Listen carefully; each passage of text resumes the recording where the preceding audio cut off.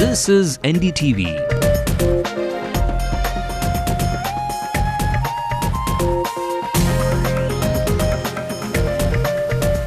And you're watching NDTV Hindu.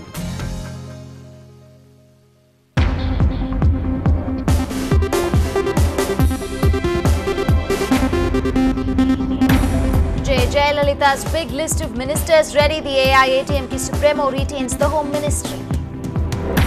Amma's trusted AIADMK leader O. Selvam gets the finance portfolio. Party whip K.S. Sengotian to get agriculture.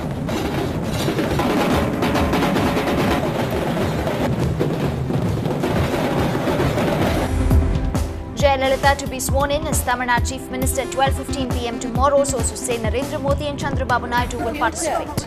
The people of Tamil Nadu need have no worry about their safety.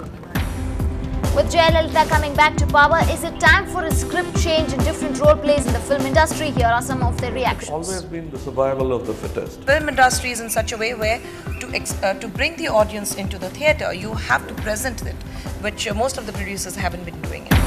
And Rangaswamy stakes claim in Puducherry says he will give good governance to the union territory with Jayalalitha's support.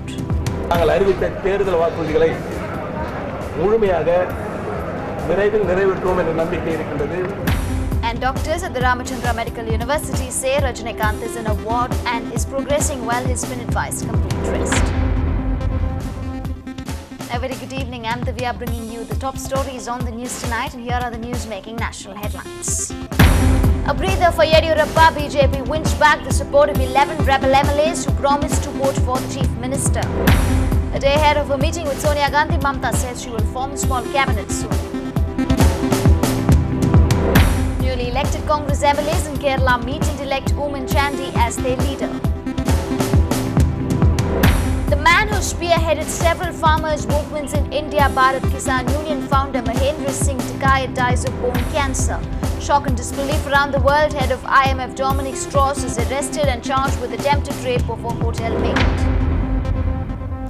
Well, our top story, Jayalalitha has her big list of 33 ministers ready. The incoming Chief Minister herself is retaining the Home Ministry. She will also take charge of the civil service departments. And here are the other key portfolios. While her trusted member O. Selvam will become the Minister of Finance, K.S. Sengotian will be the Minister of Agriculture, Nattam Vishwanathan will get the electricity portfolio, and Shanmugavelu will get the industries portfolio. K.P. Muniswamy will be the Minister of Municipal Administration, Palaniyappan will be the Minister of Higher Education, S.V. Shanmugan will be the Minister of School Education, and Gokula Indra will be in charge of commercial taxes. Well, Jayalalitha, who led her party to a landslide victory, will be sworn in as the Chief Minister of Tamil Nadu tomorrow at the Madras University Centenary Hall. The swearing-in ceremony will begin at 12:15 p.m., for which the AIADMK Supremo will be inviting all parties. AIADMK sources say Gujarat Chief Minister Narendra Modi and TDP President Chandrababu Naidu have confirmed their participation. Jayalalitha met the Governor S.S. Barnala today and laid claim to form the new government. Speaking to media persons, she said today that the resolving power cuts issue and restoring law and order will be her priority. The government will make the official announcement now. In a few minutes, the CEOs will be making the announcement. From yesterday, women, youth, they feel that they are safe now. What do you want to tell the people of Tamil Nadu? In future, the people of Tamil Nadu need have no worry about their safety and security. Ma'am, Sonia Gandhi தேநீர் பார்ட்டிக்கு அழைப்பு விடுத்திருக்காங்களே, ma'am ஏத்துறீங்களா? தொலைபேசியில் பேசி தேர்தல் வெற்றிக்கு வாழ்த்து தெரிவித்தார். What else is your first priority, ma'am? I'll speak about all that later. I have already answered at length on the 13th, and I've been talking to the media every day. So, since I have some important work to attend to now, I'll talk about all this. You have always been... The immediate priority is to restore law and order, and the state's economy has been totally derailed. Another priority is to put the economy back on the rails, and there has been a lot of regression during the last 5 years. It is almost like having gone back to the dark ages in Tamil Nadu. So we have to take Tamil Nadu again on the path to prosperity and growth and development again. We have to put an end to the perennial power cuts. We have to restore law and order. We have to bring down prices of all commodities. There are so many things that have to be done. We will take them up one by one and deal with them. What about the price of petrol? What do you react? முதல்ல பதவி ஏற்கணும் அப்புறம் தான் Price of petrol, ma'am. It is a very unfortunate move. It is going to cause great hardship to the people. And after winning seats way above the magical figure of 118 in Tamil Nadu, Jayalalitha certainly need not worry about electoral numbers. But as she takes charge as Chief Minister of Tamil Nadu, the 63-year-old is keeping her lucky numbers in mind. The date and time of the swearing-in ceremony in Chennai are according to advice by her astrologers. Radhika Iyer reports on how even her choice of sari on important days could be based on her star. 12:15 p.m. on the 16th of May is when Kuligan, which means time considered to be good to assume office, starts according to the Panchangam or the Hindu calendar.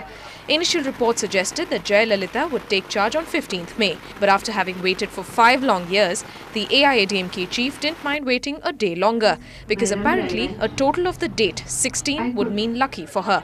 Jayalalitha's lucky numbers are said to be 5 and 7. Jayalalitha contested and won with an enormous margin from the temple town of Srirangam this time.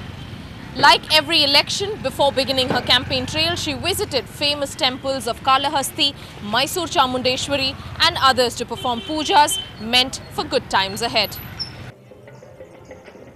After giving up the cape in 1997, Jayalalitha has been seen only in simple Mysore or crepe silk saris with thin embroidered borders. Red and green are her favourite colours. Incidentally, she was seen wearing red on the result day. As she swears in as Chief Minister of Tamil Nadu for the 3rd term on 16th May, she will sure have the DMK go green with envy. In Chennai, Radhika Iyer, NDTV. Moving on, I'm going to bring you something which is hardly the news you want to hear. Fuel prices went up again last night, and the steepest increase we are seeing in 2 decades. There is an element of disbelief at the margin of the petrol hike. The oil companies have hiked petrol rates by about 5 rupees a litre. This is the 9th hike in petrol prices in the last 9 months.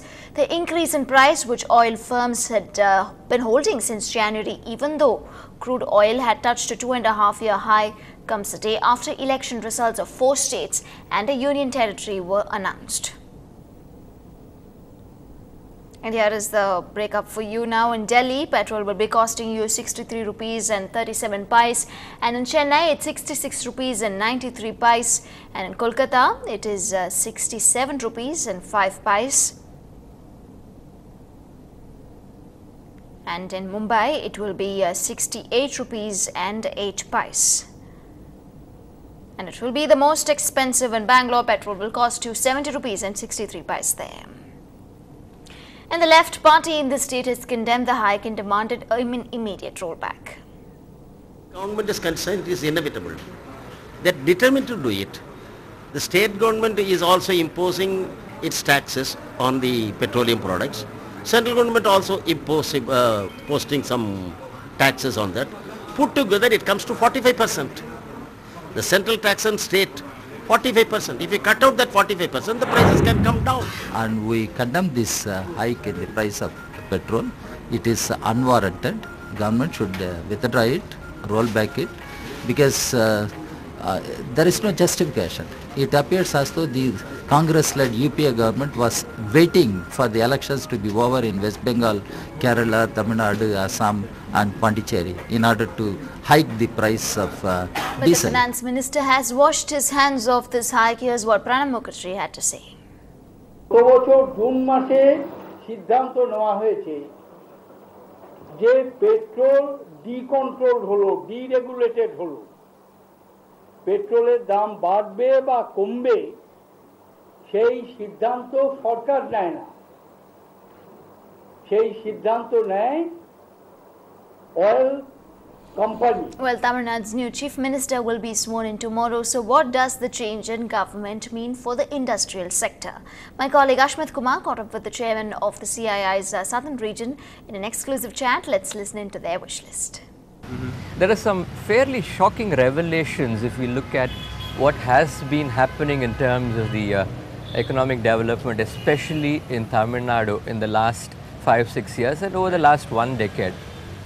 If you look at the GDP growth rate between 2005 and 2010, the all India growth rate was at about 8.7%, with Gujarat at about 11.3, Haryana at about 11 and Bihar close to 9.6. Tamil Nadu was below the national average at only 7.4 to 7.5%. I think that's a very key statistic that you're bringing out to us. I think it highlights a very important trend that Tamil Nadu has underperformed when we talk about the GDP growth of the country and those of the other states, as you pointed out.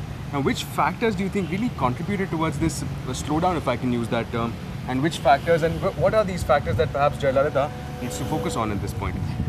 I think Tamil Nadu certainly has lagged in bringing in investments.